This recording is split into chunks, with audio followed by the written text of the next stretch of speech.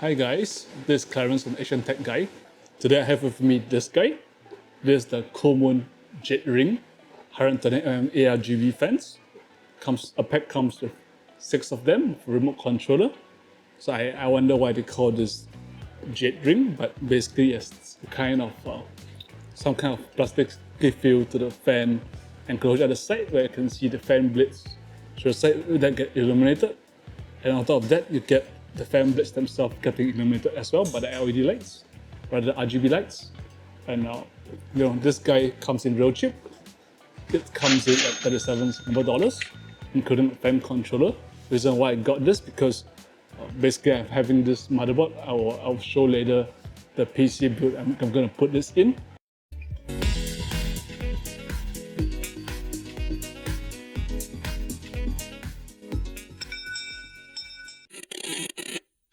Basically, the motherboard doesn't have any ARGB headers, so this will definitely come in handy.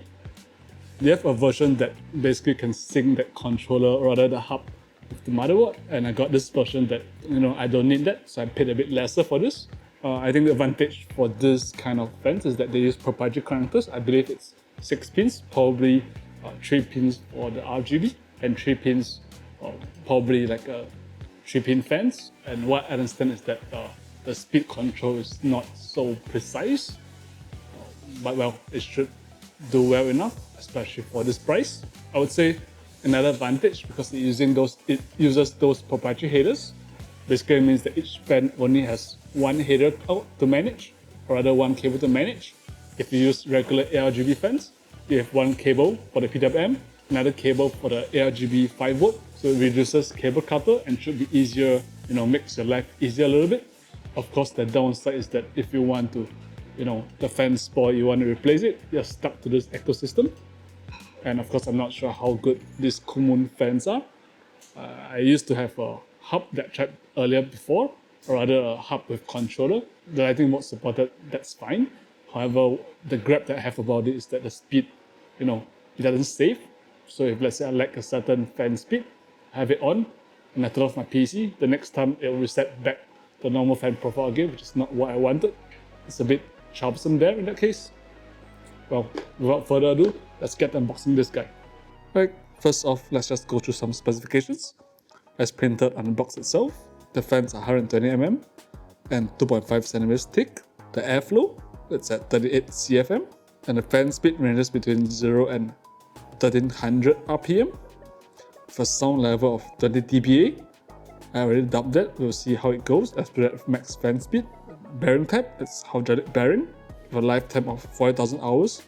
I already take that with a pinch of salt. I mean, for this kind of price, I don't think it'll probably last that long, but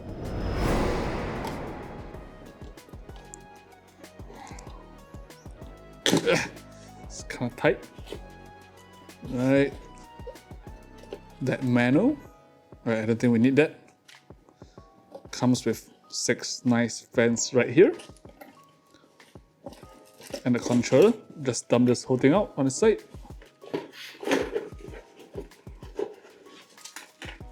Boom! Right, there you go. The 6 fans, some fan screws, the hub, says Coolmoon right there, and the controller with all the various lighting colors, modes, and speeds. Right, there's a pull tab right here, which indicates to me there's a battery pre-installed. So it's real sweet. Right, we first look at the hub. First off, yes, 10 fan slots, 10 fan ports. So that's cool, you can connect up to 10 fans here. And as I mentioned, you can look at the ports. They have 6 pins. And they also allows for the addition of 2 LED strips. These are proprietary as well, or maybe not. There are 4 pins. This guy right here is powered by SATA. They provide this port right here. Yep, so you plug this into the SATA port.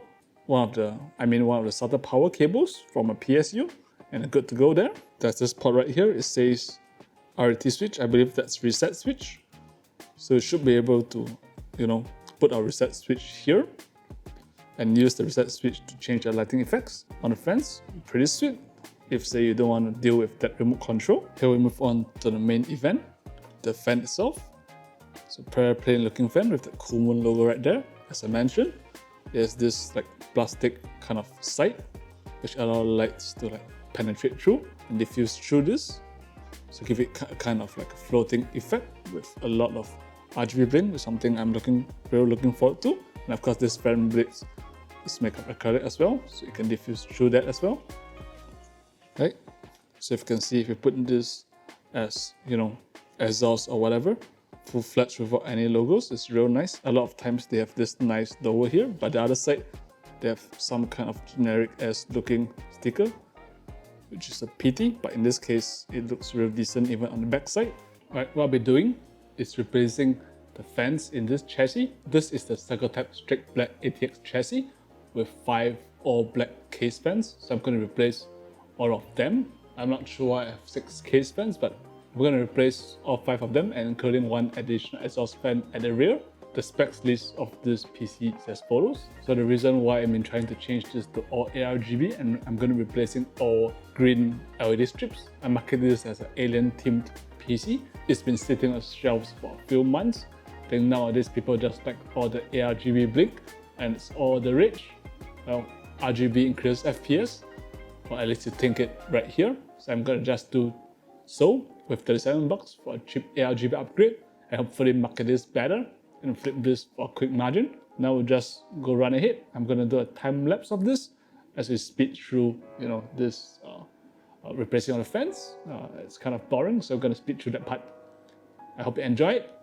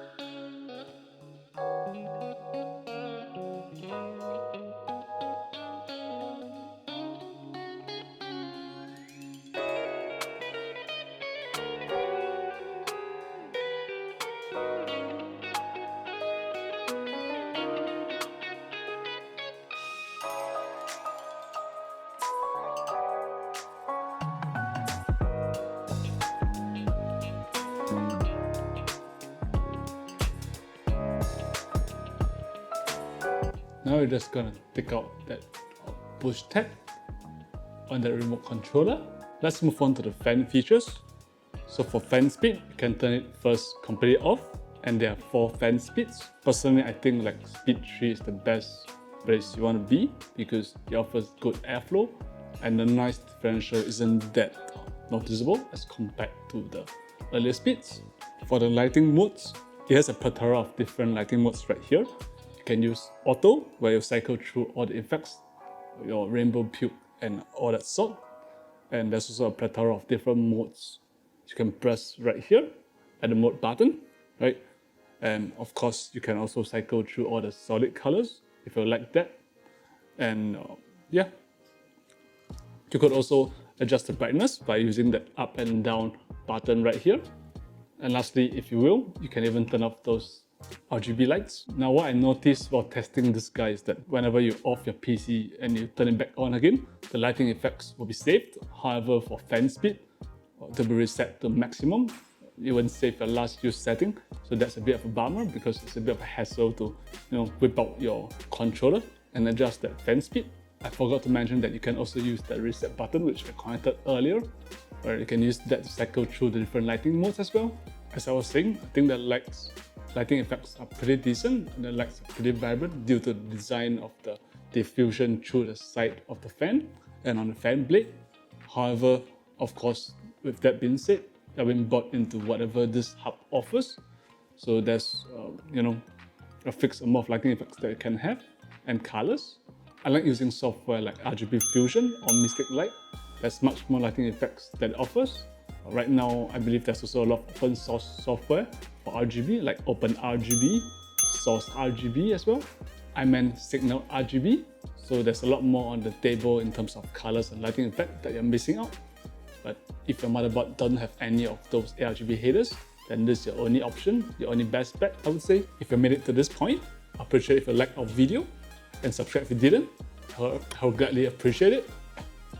Fans off.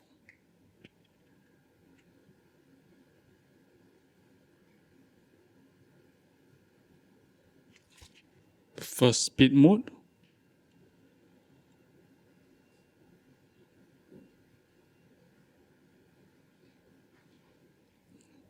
Second speed mode.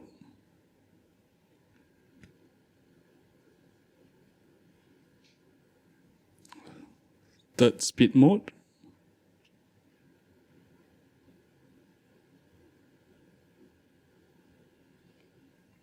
Maximum speed mode.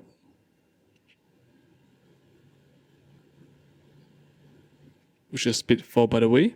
Now those sound tests will just right beside those fans. I'm just going to run right ahead, put the case back on, and that will further dampen the sound.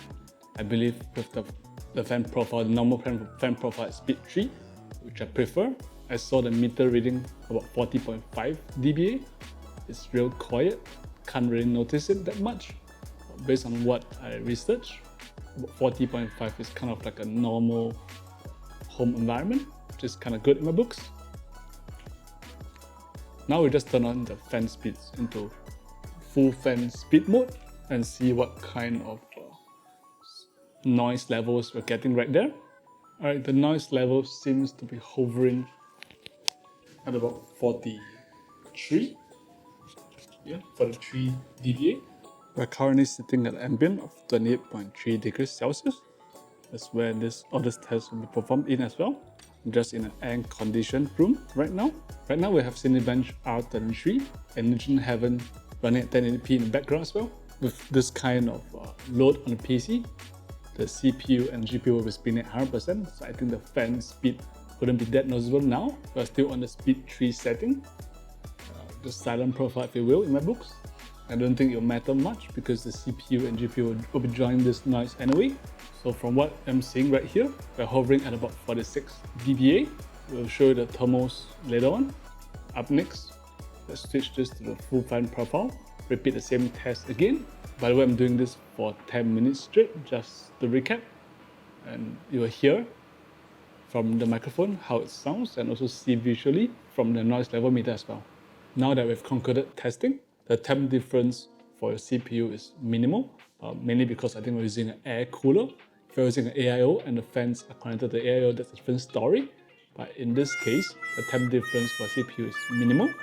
For the GPU, however, it's quite considerable. It seems to improve quite a bit, for about 4 degrees C improvement. So with that, I would say personally for me, for gaming, I'll bump it up to full speed, but for everyday use, I'll leave it at speed 3. To round things up, this guy is probably good if you don't have an ARGB header or if you're on a budget. And as I mentioned, proprietary cables means that there's less cables to manage. All in all, if things go down south, it spoils, you're bought into the ecosystem, you need to buy the same fans from Coolmoon again.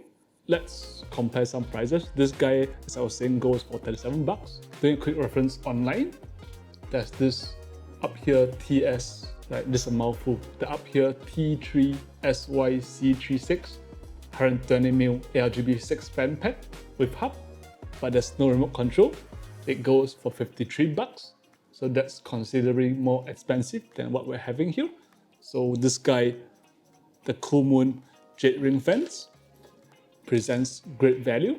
The only gripe I have about it is that it doesn't save the fan speed, so that could get a bit annoying.